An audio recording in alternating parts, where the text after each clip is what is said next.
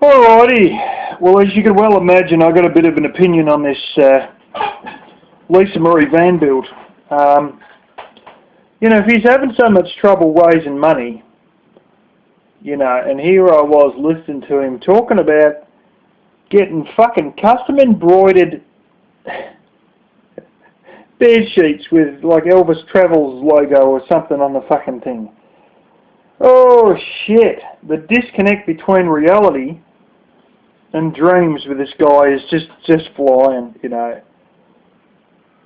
I've got a good idea if he wants to have a good bed.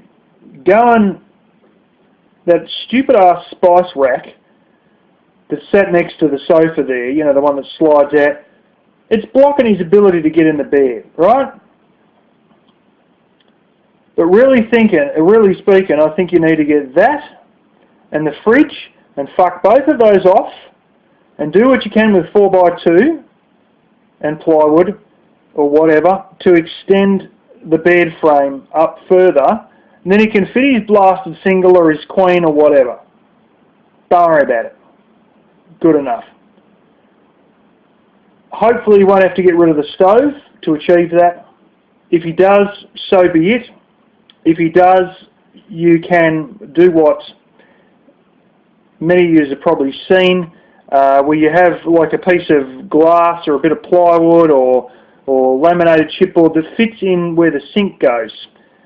Try the same sort of concept with a bit of plywood covered in some sheet metal with a few tacks in it, so you can run that portable stove over the top of where the sink was. Job done. Pretty much. All you will need is some sort of if the stove stays, like the built-in stove stays, have some sort of a splash guard beside the bed there. Don't even worry about fucking plywood. Just make that completely out of steel, and there's no flammability issues, but you ain't going to spatter any grease on your bed. And that's it. Where you've got your water tank and all that bullshit on from the bed further there, bit of 1/2 inch ply, 3/4 inch ply preferably, just to cover up where the sofa was, and then either get a short sort of a mattress or like just a bit of foam or just a few cushions to put in place there. And there's actually quite an easy method you can use that my sister showed me when we built a dog house for a dog years ago, pre-YouTube, and I set up this thing, and it came up quite nice. I had gutters and all on this, and even like a downpipe system made out of vinyl pipe, and the little dog chewed all the fucking vinyl pipe up. But her housemates were absolutely fucking stunned that I could build something that good. And I've still got the thing out the back, actually, against the fence where I got all the old bathtubs and all that bullshit. I had carry handles on the frickin' thing and the whole lot. But basically, we went and got a bit of plywood and some sponge that she'd cut out of something else and some leather, white leather, and stretched it over the top. And while you see it professionally, they'll use giant staples, but you can use furniture tacks, which are like these very short nails. They're like a flathead nail, not a board head, but they're very short. They're only shit, they're not much more than 1/8 of an inch long sort of thing, they're very short. And yeah, so you could use that and a bit of old foam, which you could probably strip out of your old sofa couch there to make up a bit of a seat with the over the top of the rest of where the sofa used to be. So wherever the bed frame goes out to, leave your water tank and all that in place. You've still got your open top there. Get a bit of plywood that's the right size, or actually slightly shorter, maybe 1/8 of an inch shorter. Wrap some fabric over the top of, like put some foam that you got out of the sofa onto that. and you don't go full size, you go back a little bit shorter, and then you just wrap fabric over the top of it and whack tacks in the back. And it might be a sort of a bit of a two-person job there, but hey, you got two people. So it's not that hard to do at all. I've done it with my sister. And that's it. You know, you haven't gone berserk. All you've done is made a larger bed frame and got yourself one of these 100-day trial refurbished mattresses at 70 to 80% off, and you got your bed. You know? And fuck that fridge. Oh, well, I could sell that fridge off. Fuck off. I have something out there. You know what? We might as well fucking go look at it. Right? Because I had one of these. My uncle died in 2010. This thing's probably hit here about 2003.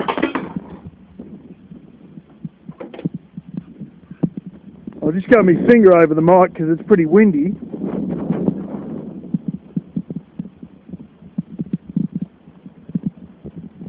That there is a propane fridge.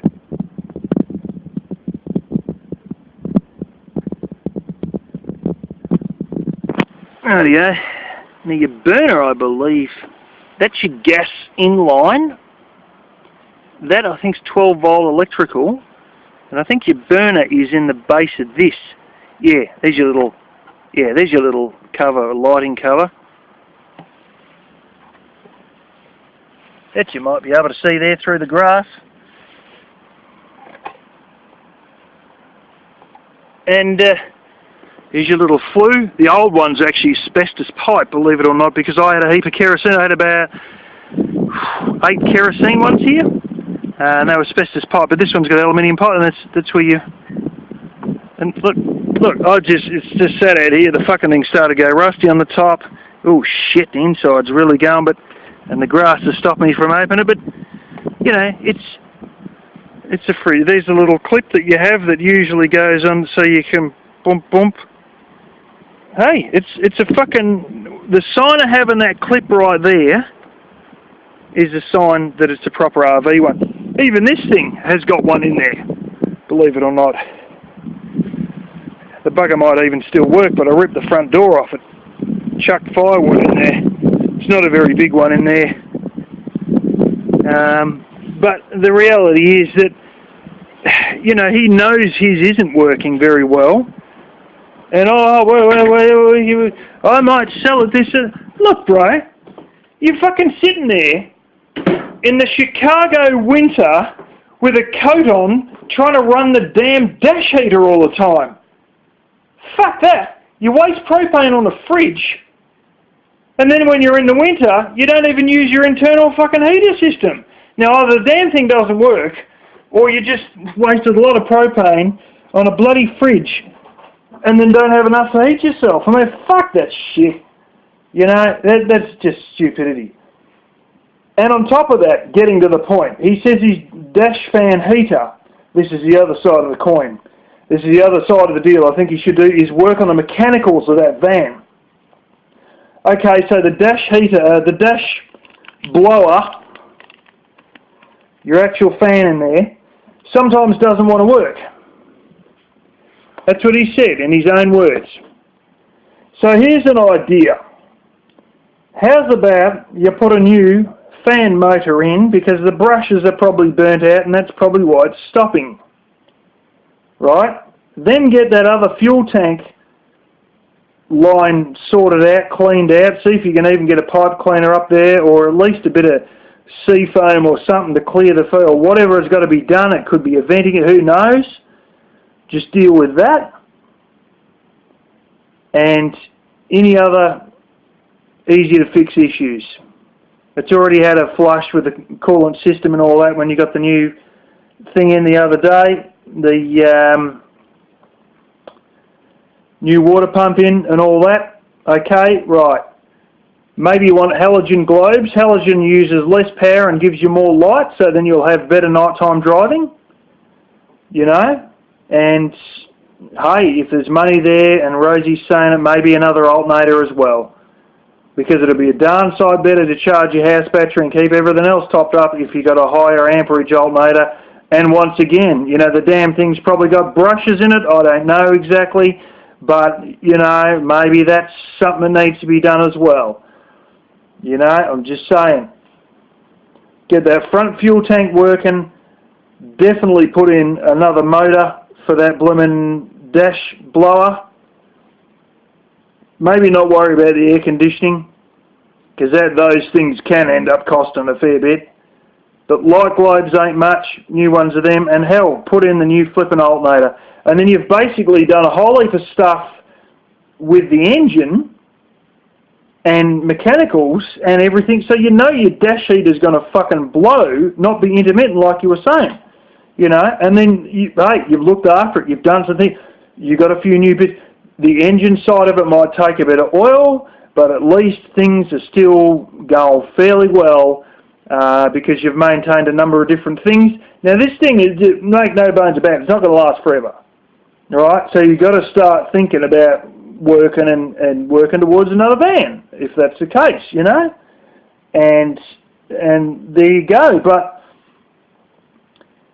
I just think if you want a good bed, just focus on doing a basic bed setup by turfing that useless ass fridge, which you won't get any money for because that one out there was given to my uncle free, and this is going back like 2005 or 2003 or something. And, you know, just focus on doing that bigger bed frame and, you know, make up some little piece to fill in where the sofa was, like I explained, and just do a few mechanicals, and that'll be good enough. That'll be good enough. A little splash guard so you don't get any spatter on your blooming, on your mattress there, and that's it. You've got a good mattress. And I'll tell you what, the difference between a good mattress is stunning. In that house that I sometimes, like the house that I house sit in winter, I would sometimes, not very often, but sometimes sleep in one of the beds over there. And they had like a little guest room thing there, and I wasn't going to sleep in their main bed, like I'm not that fucking weird, but sometimes it'd be so late at night, they had this little single bed, and so I'd go and get in that, you know, and sleep in that. Now that, sponge foam mattress and wooden slats, and it's really getting old. And oh shit, it was not the best sleep. And then I got my van now, and like I've got an inner spring mattress here that I've got in my house. You know, it's not the best, but it's still 70-80% quality. And you know, now I've got this new one in the van. The van is the best bed of the whole fucking lot of them. And even the difference between the guest room bed at the house I house sit and the bed in the van, it is fucking light years different. The one in the van that I've got, the inner spring one, and I think there's like a 2 inches of foam in the top of it with inner springs below that, it is brilliant. It's probably 3 times better than that guest bed over there. You know, and it's like, holy cow, like there is nothing like a good mattress, you know?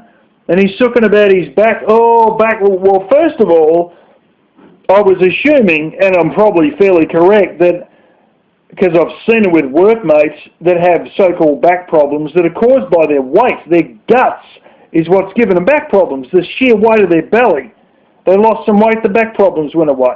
But on top of that, now I'm understanding this friggin' memory foam. It may well be the bloody memory foam as well, in part. Hey, you know, it could be 30% or more of the problem is that bloody mattress.